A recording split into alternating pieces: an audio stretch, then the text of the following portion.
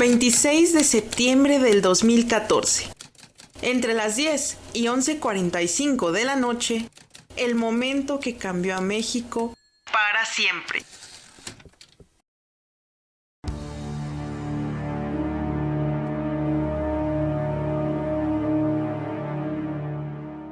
Es viernes por la noche y 3 camiones son tomados por normalistas de la Escuela Normal Rural Isidro Burgos de Ayotzinapa. Al filo de la medianoche son interceptados por un comando armado. Presuntamente son parte del Cártel Guerreros Unidos, quienes los bajan de las unidades y los llevan en distintas camionetas hasta un lugar indeterminado en Iguala, donde son entregados a autoridades municipales. La Policía Municipal de Iguala retiene a 47 estudiantes que serán entregados a sicarios del crimen organizado. El grupo de Guerreros Unidos los acusa de pertenecer al Cártel de los Rojos, grupo rival armado antagonista. Los 43 estudiantes de Ayotzinapa son trasladados al basurero de Cocula, donde uno a uno serán ejecutados. Techo, tierra, pan, educación, salud, libertad, sufragio, independencia y paz. Allí mismo, entre llantas y maderas, fueron incinerados, y sus restos se colocaron en 8 bolsas negras que fueron arrojadas al río San Juan.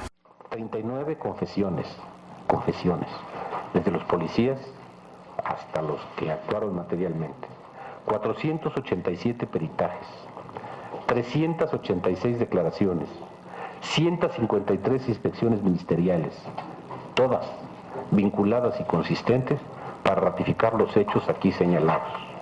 Estos y muchos otros elementos aportados durante la investigación permitieron realizar un análisis lógico-causal y llegar, sin lugar a dudas, a concluir que los estudiantes normalistas fueron privados de la libertad, privados de la vida, incinerados y arrojados al río San Juan en ese orden. Esta es la verdad histórica de los hechos, basada en las pruebas aportadas por la ciencia, como se muestra en el expediente. Felipe Rodríguez Salgado narró paso a paso los acontecimientos de esa noche a partir de que le fueron entregados los estudiantes, y señaló que él fue quien dio la orden a Patricio Reyes Landa, alias El Pato, de terminar con la vida de todos ellos, ordenando también que no quedara nada, quemando inclusive los teléfonos celulares de las víctimas. De acuerdo con las características físicas de los restos óseos y dentales localizados en el foco del incendio, se alcanzó a determinar que ese tipo de daño en esa parte de los huesos tuvo la necesidad de llegar a los 1600 grados.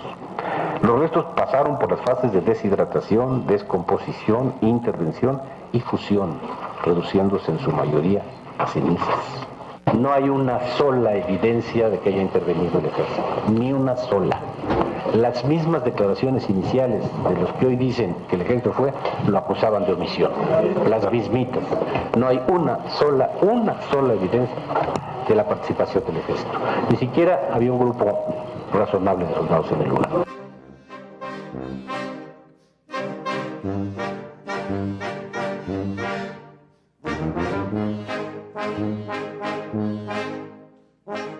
Jesús Murillo Cara, entonces Procurador General de la República, avaló esta versión el 27 de enero del 2015. La llamada verdad histórica fue construida con base en las declaraciones de 148 detenidos entre elementos del Cártel Guerreros Unidos y policías municipales.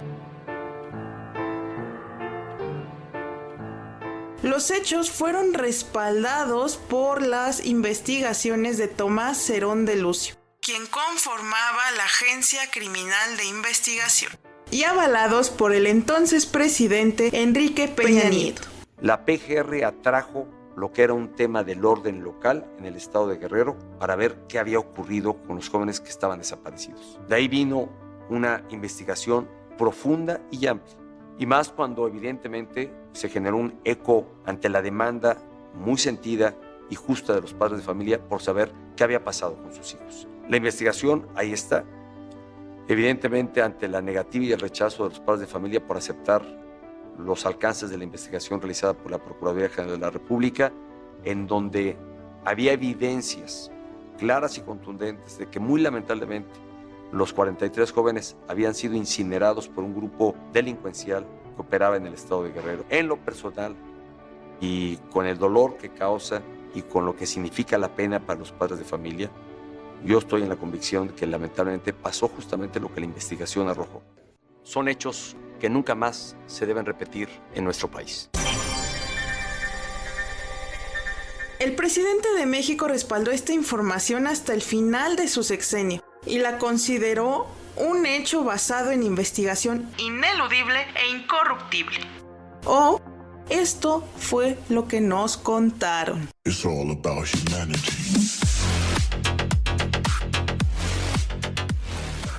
Yo soy la chica bomba. Continúa en sintonía.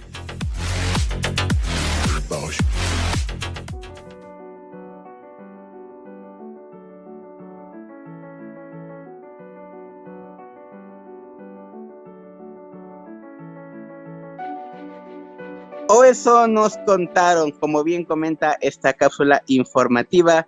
Y es que el 26 de septiembre se ha vuelto una fecha muy emblemática, y es a partir de este 2014.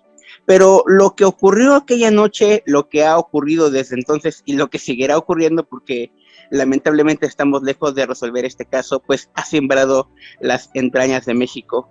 Y para hablar de eso, pues no pudimos encontrar a mejor persona que a nuestra querida Anda Lucía Nolsolov. Ella es periodista, ha estado en cobertura de un montón de sucesos alrededor de Latinoamérica, el volcán de fuego, y se conoce Guerrero de arriba a abajo. Ella es una periodista neoyorquina y hoy le agradezco que esté aquí con nosotros en Hiperbórea Radio.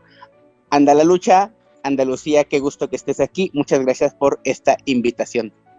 Buenas tardes, un gusto, muchas gracias por la invitación y siempre es un gusto compartir ese espacio con ustedes.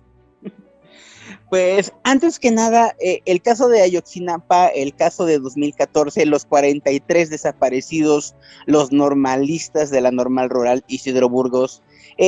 Yo te preguntaría, para dar un contexto a la población, al público que no te conoce, ¿cómo es que tú llegas a cubrir este caso? ¿Cómo es que Anda la Lucha se topa con la noticia de Ayotzinapa, los 43 desaparecidos, y tiene este acercamiento a tal punto que incluso llega a rozar pues directamente las entrañas del caso, hablar directamente con las familias y estar muy al pendiente de todo lo que va ocurriendo al paso del tiempo? Sí, mira, yo soy originalmente de Nueva York, pero llegué a vivir a México y trabajar en 2010.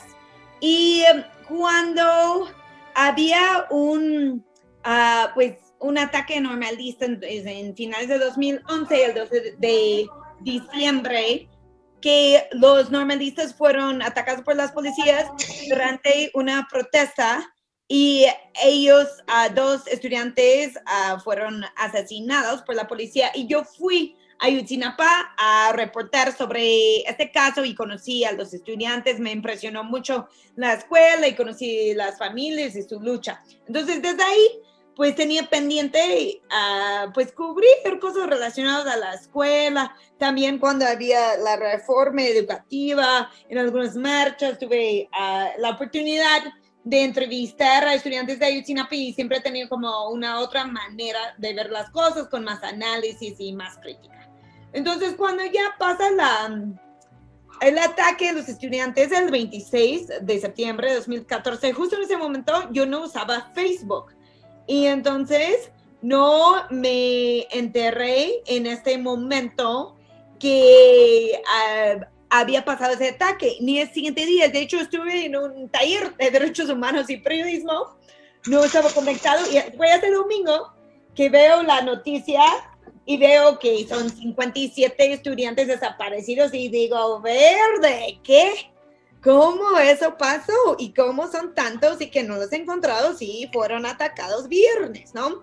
Entonces, ya lo propongo, en ese momento yo trabajaba de manera independiente, pero como corresponsal para Vice News, lo propongo a mi editor y él dice, sí, tenemos que cubrirlo, porque hasta ese momento solo había salido artículos muy, pues, breves en inglés.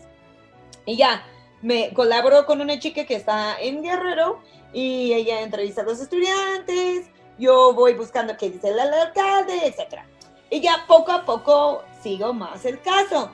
Llega el 12 de octubre, la marcha a la cual los estudiantes habían querido venir, no pudieron venir por lo que pasó, pero que sí había otras personas de Guerrero que yo conocía y me empezaron a platicar cómo estaba la onda, y ya me complicó por cuestiones de trabajo y un poco de viaje ir de inmediato a Ayotzinapa, pero ya a pocas semanas decidí que era muy necesario ir y llegué con algunos otros compañeros que me conectaron con los estudiantes y llegué a vivir en la escuela, vivir al lado a los jóvenes, compartir comida con las familias, a viajar con ellas a todas sus acciones y poco a poco ganar confianza, porque no es una situación muy difícil, una escuela muy criminalizada y reprimida, entonces no es como de inmediata que confían en ti, aunque que sí me permitieron quedarme ahí. Entonces ya poco a poco empecé a hacer más videos y reportajes, artículos, radio,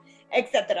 Y ya a los poco más de 6 meses, no porque me quedé todo ese tiempo, ¿no? Pero estaba ahí algunas semanas, luego tenía que regresar a Ciudad de México, etc. Pero a los 6 meses me ocurrió la idea de hacer una novela gráfica para poder compartir las experiencias desde como su propio lente de las personas, su propia mirada, y dibujar como las mamás y las papás que antes tenían vidas pues humildes en el campo, siendo campesinas, siendo amas de casa, vendedores, comerciantes, y que ya de repente se cambió toda su vida y ellas y ellos tenían que ser voceros de un movimiento y para inspirar a otras personas a levantar la voz contra las desapariciones, contra la violencia y unirse en confrontar al gobierno y decir que tenían que buscar a sus hijos, que eran 43 vidas, que no habían pruebas que estaban muertos y que tenían que ponerse las pilas, no dejar que existiera la impunidad de este caso y buscarles, y ellos yo documenté esto y lo trasladé a un libro, una novela gráfica, que para mí es una forma muy dinámica a contar esta historia de manera muy profunda y permitirle llegar a muchos otros lugares. Pues una historia de cómo te involucras en este caso, Andalalucha, bastante interesante, porque yo quiero destacar un dato que tú ya has comentado. La mayoría de nosotros nos enteramos casi de la existencia de la rural de Ayotzinapa aquel 27 de septiembre, cuando las noticias salen, este tiroteo que existió en unos autobuses de Chilpancingo, pero parecía muy poco relevante más allá del número altísimo de desaparecidos que había hasta ese momento. Pero esto es un conflicto estudiantil que viene no solamente de meses atrás, sino prácticamente de años atrás. El conflicto de la rural de Ayotzinapa es un conflicto estudiantil que lleva muchísimo tiempo en el mapa, pero que de ninguna manera uno imaginaría que terminaría de esta forma. Y luego llega el gobierno de Enrique Peña Nieto, Murillo Karam, Tomás Herón, y crean una verdad histórica de la cual escuchamos la crónica al inicio de este programa, con la que no solamente los padres no están de acuerdo, la sociedad no está de acuerdo, hay un montón de agujeros por todos lados, y tienen que pasar prácticamente 4 años para que se comience a desmontar esta verdad histórica, se comiencen a cotejar otras pruebas, se comiencen a buscar otros aspectos. Ustedes que estaban cubriendo en mayor o menor medida la fuente de Ayotzinapa, las manifestaciones, las entrevistas con los padres, ¿sabían, estaban conformes con esta verdad histórica que les daba el gobierno, o se presentía desde adentro que algo como que no cuadraba entre los hechos? Yo te pregunto así directamente, Andalalucha, que estabas ahí inmersa en este medio. Sí, claro. Yo con un grupo de periodistas viajé al basurero de Cocula, creo que fue el 11 de noviembre, o por mismo esa semana del 11 de noviembre de 2014, y que fue justo pocos días después de que Murillo Karam había declarado la verdad histórica. Y cabe mencionar que no estaba coronado este lugar, o sea, había acceso pues plena, que pudimos entrar, ver que quisiéramos ver, y luego el gobierno sí sacó más pruebas y más evidencia forense de ahí. Entonces, ¿cómo es que estaba abierto al público y luego, según consigue más evidencia forense de ahí. O sea, ahí es exactamente, pues es ilegal que pueden permitir acceso al público y le voy a decir que hay evidencia porque eso ensucia todo el trabajo forense. También yo no soy experta forense ni perito en fuego, pero a mí me parecía muy difícil creer que había un incendio tan grande para poder quemar 43 cuerpos y no dejar rastro cuando había mucha vegetación, muchos árboles y además también preguntamos gente en el camino a ese basurero que habían visto algo esa noche y todos dijeron que no. Obvio, existe la posibilidad de que te dicen que no, aunque que sí. Pero también, en un momento, llegó 2 camionetas blindados sin placas para intimidarnos, que no quieren que estuviéramos ahí. ¿Quiénes son? Yo no sé. ¿Fueron narcos? ¿Fueron ministeriales? La verdad no sé. Solo sé que no quisieron que periodistas estuvieran ahí y nos quisieron intimidar. Y pues también es que sabemos, la ciencia forense puede ser usado para bien o para mal, ¿no? O sea, para mentir y decir que tienen pruebas que no son, o pueden ser utilizados como lo usan el equipo forense antropológico de Argentina, que el EAF, que ellos y ellas por décadas han estado ayudando a esclarecer crímenes de lesa humanidad como durante las dictaduras en el Cono Sur y que también en otros países del mundo que ellos muestran muchas veces cuando el gobierno dice que hay un hecho, ellos muestran con sus pruebas forenses que no fue así. Y fueron ellos que dijeron que no pudiera haber existido un fuego a tal magnitud que ellos dicen que existiera, ¿no? Entonces, pues, así eran mis dudas y luego, pues, viendo todo el proceso. Y hoy en día, pues, están diciendo que van por los peritos, de hecho, que piensan que manipular la evidencia. O sea, eso es algo que declararon esta semana el gobierno, que van a investigar los peritos que no cumplieron con su deber de esclarecer los hechos, sino inculpar y arruinar la escena del crimen y posiblemente plantar evidencia. Y que también vemos que Tomás Herón, que fue el jefe de investigación criminal, en ese momento está en la fuga en Israel y México lo quiere extraditar para ser investigado por varios crímenes. Exactamente, básicamente 7 años después, los principales artífices de esta verdad histórica, Tomás Herón, Murillo Karam, con órdenes de aprehensión precisamente por la malversación de información, en este caso tan emblemático, tan particular. Apenas el martes pasado se recopilaba investigación en otros lugares como La Barranca, La Carnicería. Recientemente también en este último año se encontraron pues muestras o fragmentos óseos de Giovanni, que es uno de los 43 estudiantes. Con este ya llevamos 2 estudiantes, por lo menos localizados en fragmentos óseos, que los códigos de ADN parecieran documentarlo de que es un hecho de que se han encontrado sus restos en algún punto, y de a poco se ha ido desmontando esta verdad histórica. ¿Con qué sensación te quedas tú que has seguido este caso puntualmente acerca de toda la manipulación de hechos que hubo? ¿Y qué tan cerca estamos de saber la realidad con estas nuevas evidencias que se han encontrado y con estas nuevas investigaciones? Desde tu sensación como periodista, ¿crees que vamos por un camino correcto o en realidad nos estamos metiendo más y más en la boca del lobo en un caso que pareciera no tener fin, lamentablemente, para los anales lamentabilísimos de la historia mexicana? Pues es muy triste ver lo de... O sea, como mi libro, de hecho, se enfoca mucho en la historia de Giovanni y su familia, que son de Omiapa Guerrero, don Margarito y doña Martina, y su hermana Anayeli.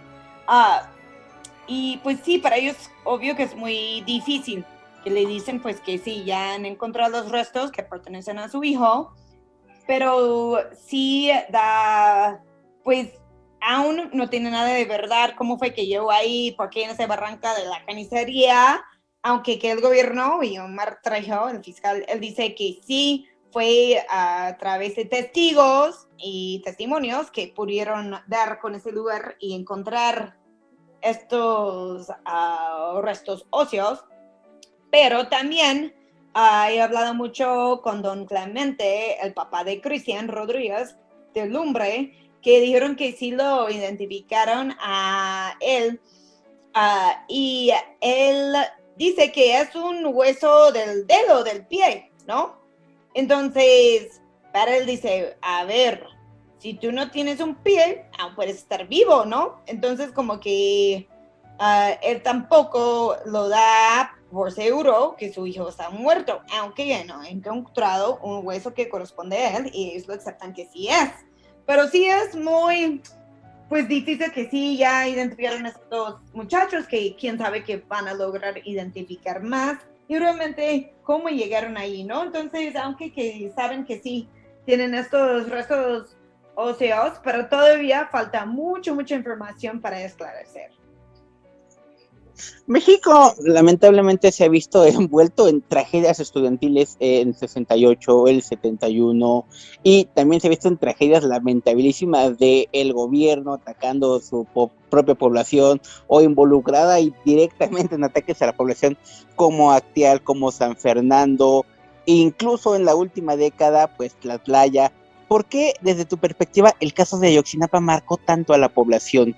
No es que los otros no fueran tragedias menores, también son desmembramientos horribles en algunos casos, pero ¿qué tiene Ayotzinapa de especial que indignó tanto a la población en un momento tan particular de la historia? Sí, yo creo que podría dar una referencia más a otros masacres, ¿no?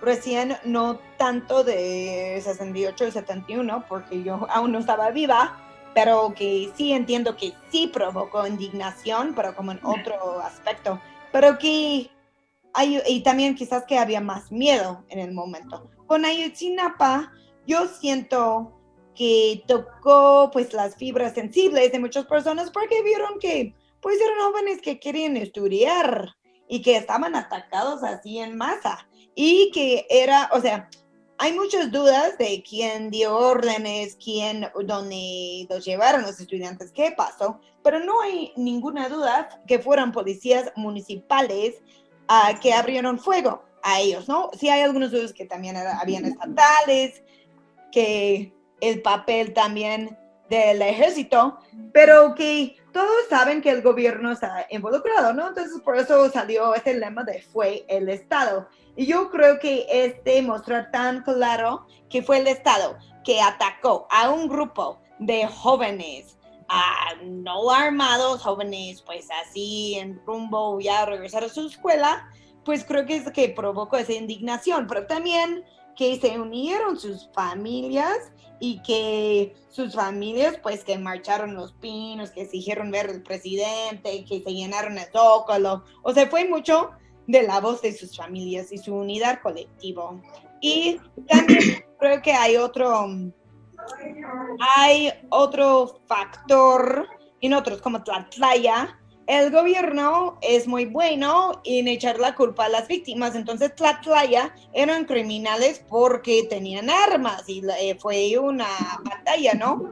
Pero resulta que pues no fue así, ¿no? O sea, sí fueron rafagueados, pero como que el gobierno hizo un montaje para mostrar que no y echar la culpa. Entonces yo creo que lamentablemente hoy con tantas cifras de muertos que tenemos en México, que la gente muchas veces prefiere echar la culpa al víctima, la víctima, que sí, siempre es responsable por su propia muerte o su propia desaparición, ¿no? Si es una mujer es porque llevaba minifalda y que salió con un güey que no debería salir, en la hora que no debería salir o en el transporte que no debe usar. Si es un hombre, seguro que andaba en malos pasos y que juntaba con gente con quien no se debe juntar. Pero ya viendo tantos estudiantes juntos y viendo las voces de sus familias, creo que sí le hizo mucho más difícil al gobierno criminalizarlos y ya por eso la gente sí tuvo más empatía y más indignación y que en el mundo pues era que movió para entender realmente qué es la desaparición forzada y que muchas personas en todo el mundo adoptaron a esos 43 estudiantes como si fueran sus propios hijos, exigiendo justicia y la aparición con vida de ellos. Y que intentos no faltaron de criminalizarlos. Yo por lo menos viví muy presente esa época como estudiante universitario. Recuerdo los primeros reportes de estudiantes secuestraron autobuses y llevaban armas y seguro había droga, y cómo esta información se iba malversando para precisamente esta revictimización de las víctimas. Y bueno, sí, eran estudiantes, sí, eran muchos, pero igual se lo merecían porque andaban en malos pasos. Era un poco la reflexión que se podía hacer en estas primeras, tal vez 2 semanas de que nos empezamos a enterar o empapar del caso de Ayotzinapa. Hoy por hoy el fenómeno Ayotzinapa sigue, no es que acabara con los 43 y la calidad de vida de los estudiantes de la rural Isidro Burgos mejorara después de esto. Hay todavía protestas, hay todavía manifestaciones independientes a las que se realizan de los 43, la búsqueda de estos 43, y se han replicado a lo largo de todo el país, sobre todo el sur del país. Tenemos el caso de Matumaxá en Chiapas, por ejemplo, otro conflicto estudiantil de una normal con el gobierno. ¿Cómo percibes tú que han evolucionado a partir de este caso, del caso de Ayotzinapa, estos movimientos estudiantiles, estos movimientos de normalistas que buscan mejor calidad de vida? ¿Qué impacto han tenido en la sociedad? ¿O es una mera invisibilización todavía de los otros casos, casi esperando que ocurra otra tragedia? No lo deseamos, pero ¿te da esa impresión? ¿O si hemos mejorado nuestra percepción de entender estos conflictos estudiantiles, sobre todo en comunidades rurales? Yo creo que por un rato sí, que se entendían, pero luego el gobierno también criminalizó, como que cortó mucho del apoyo con una manifestación aquí, que fue el 20 de noviembre de 2014, cuando detuvieron, creo que fue 10 o 11 manifestantes, diciendo que eran terroristas, llevándoles a cárceles, presiones en otros estados de máxima seguridad. Y yo creo que con eso lograron intimidar a muchas personas para que no participaran en la marcha. Creo que también siempre se hablan mal y criminalizan a los estudiantes porque usan tácticas militantes de acción directa, donde sí queman edificios, bloquean carreteras, y sí toman autobuses, no hay que negarlo, sí lo hacen. Ellos dicen que pues no tienen otro transporte y que siempre están en movimiento y se justifican así. Pero a mí me gustaría compararlo con otros casos que me acuerdo en Tierra Blanca, Veracruz, que había cinco jóvenes que fueron secuestrados y desaparecidos por policías, y como sus familias ocuparon el MP o la fiscalía y se dormían ahí, pero casi no tenía como nada de prensa nacional y mucho menos internacional, ¿no? Yo, siendo periodista, me acuerdo, a mí no me llamaba tanto la atención las llamas de los edificios gubernamentales quemándose, aunque sí es buena imagen, es interesante, etcétera. Pero yo me acuerdo, diario, los colegas fotógrafos y videógrafos era que querían grabar, y era que lo que querían los medios es sensacionalista. Pero por un lado muestra, que sí queda en los medios y muestra que la gente sigue hablando del caso, aunque muchos van a hablar mal. Yo estoy segura, si no hubieran tomado muchas de esas acciones directas que tomaron constantemente en Guerrero, que el tema hubiera salido de los medios. Tú le has dado vuelta a Guerrero de arriba abajo, de izquierda a derecha, te has movido por sus montañas, por sus cerros, por sus cañadas, por todos lados.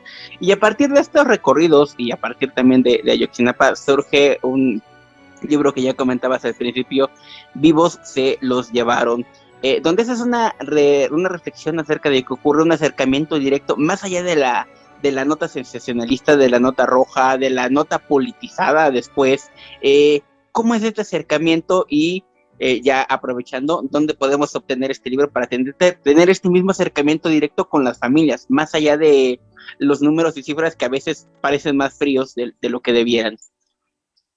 Sí, este libro que se llama Vivos se los llevaron, buscando los 43 de Ayotzinapa, es una novela gráfica que narra la historia del primer año de desaparición de los 43 y se enfoca en 2 familias buscando sus hijos y 2 sobrevivientes.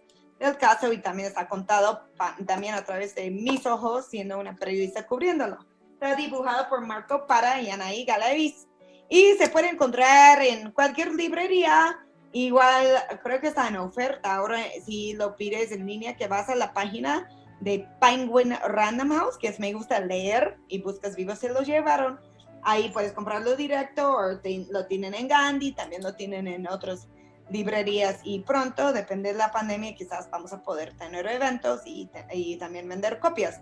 Apenas salió en noruego y pronto esperemos que saldrá en sueco y francés y inglés. Pues tenía ese acercamiento con unos amigos porque me parecía que la voz más importante sí es de las familias, porque muchos estaban hablando quiénes son los estudiantes que fueron desaparecidos, qué pasó esta noche, y sí, incluyo eso, pero me parece muy importante mostrar esa incansable búsqueda de las familias y pues ser constante yo viviendo la normal, no que llegué con una mamá de inmediato, dame entrevista, no, poco a poco hablaba, hasta que ya María de Jesús, la Tempa, una de las mamás principales de mi libro, pues ya ella sabía que el caso nunca se iba a resolver en México y si quería atención internacional. Entonces empezó a hablar conmigo y luego poco a poco otras empezaron a tener confianza y tardé 5 años en publicar el libro porque hacer una novela gráfica es mucho trabajo y es mucho, pues, coordinar todos los datos, que fluye bien la narrativa, trabajar con el equipo de ilustración, a buscar editorial, etc. Entonces fue un muy largo proceso. Por fortuna salió antes de la pandemia, pudimos presentarlo incluso en la escuela, pero lamentablemente muchos, pues así, presentaciones sí, no se pudo hacer por la pandemia o nada más que en línea. Y estamos viendo la posibilidad de hacer algunos en línea esta semana. Y ahora estoy trabajando, bueno, que apenas publiqué un cómic sobre amapola y cómo el mercado volátil de la heroína y los opiáceos afecta a las familias campesinas en zonas marginadas y rurales en Guerrero y que son cultivadores de opio, de amapola. Entonces, este cómic apenas salió en un medio que se llama The Nib, que es THENIB.com, The Nib. También me pueden seguir en mis redes, Anda la Lucha, y ahí también estoy publicando tanto de dónde conseguir el libro y dónde se puede leer este cómic. Yo me quiero quedar con una frase que dijiste acerca de María de Jesús. Si este caso no se va a resolver en México, hay que conseguir visibilización internacional. Esta percepción es macabra, más que triste. Esta percepción que de alguna forma tenemos todos muy en el interior de que en México no hay justicia, de que en México hay un montón de impunidad y que en realidad lo que nos pase, por muy malo que sea, en realidad no va a tener esta visibilización y difícilmente se va a resolver. Y es algo que lamentablemente 9 de cada 10 mexicanos, en el mejor de los casos, tenemos. Yo no me puedo ir sin preguntarte, Andalucía, no solo, ¿cuál es tu percepción de lo que ocurrirá en los siguientes años con Ayotzinapa? ¿Qué viene para la normal rural? ¿Mejorará la situación? ¿Seguiremos igual? ¿Se resolverá algún día desde tu sentir directo con las familias? El tuyo propio y también el de las familias. ¿Qué va a ocurrir en los años venideros? Uy, pues esperemos que llegue pues tanto la justicia y también la verdad, ¿no? Porque ya han sido tantos años de estar pues a pie de lucha, ¿no? Viendo qué pasa, que se esclarecen los hechos. Apenas renovaron a los expertos, el contrato de los expertos que están investigando el caso. Y eso es bueno porque ellos sí son pues objetivos y que investigan bien en vez de querer encubrir el caso, y es bueno que el gobierno mexicano sigue apoyando para que ellos hagan estas labores.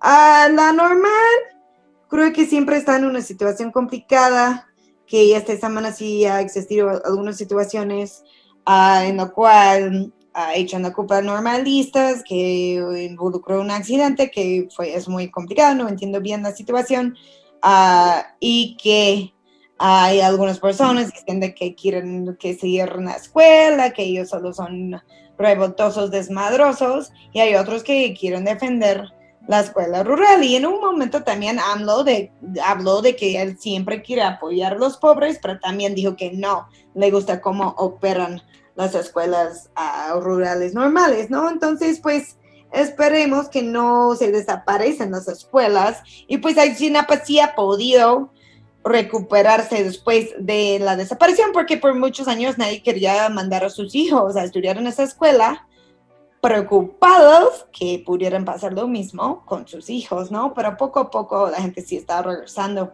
a estudiar ahí. Y vimos que con Mactumazá, que detuvieron 95 compañeros y compañeras porque ellos protestaron que iban a hacer el examen en línea para entrar a la escuela cuando la mayoría vienen de comunidades sin computadores y sin internet. Y que en el final fue una larga batalla con mucho apoyo de las varios rurales normales, que de la Federación Estudiantil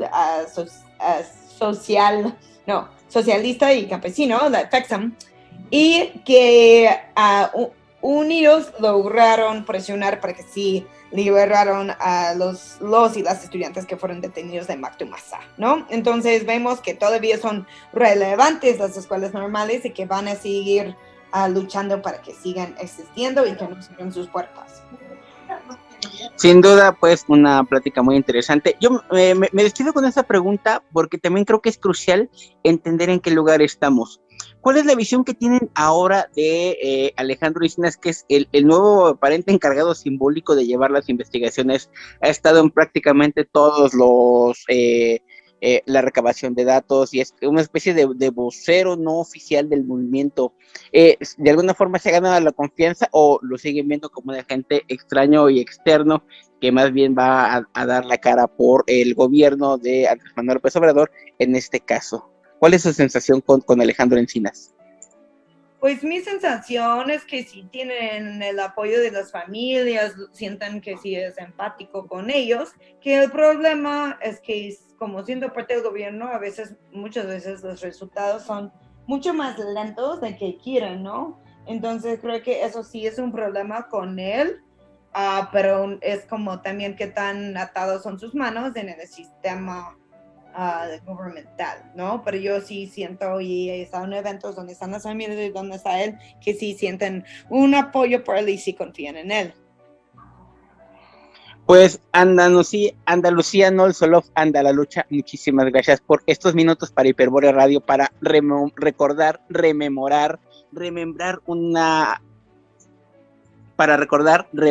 una anécdota muy fuerte en la historia de México que va a quedar grabada con sangre, lamentablemente uno de esos pasajes negros, pero que es importante seguir recordando precisamente para evitar que vuelva a ocurrir en otro lugar y a otras personas. Nuevamente, ¿nos podrías recordar tus redes sociales y, ya aprovechando, cómo podemos llegar a tu material, tus libros, tus novelas gráficas? Sí, claro, me pueden buscar en Twitter y Instagram, Anda la Lucha. Pueden conseguir el libro, Vivos se les llevaron, vía la página Me Gusta Leer o buscándolo en cualquier librería.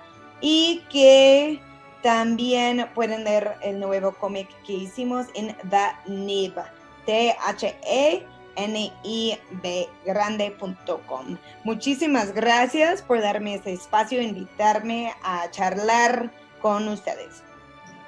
Pues para nosotros es un placer estos minutos que nos regalas para el público, sin duda enriquecedora esta plática, para entender un poco más de lo que ocurrió aquel 26 de septiembre del 2014 y que 7 años después pues aún seguimos lejos de poder resolver, de poder entender lo que ocurrieron en esas horas de terror. Y pues como bien dice tu novela, vivos se los llevaron, vivos los queremos. Muchas gracias a Jazmín López, que se encarga de los controles, a Alberto Bel, gerente de estación. Mi nombre es Miguel Ángel Nava y aquí con Andalucía No Solo anda la lucha para los cuates. Les agradecemos estos minutos y recuerden que están en Hiperbórea Radio, un lugar para ti.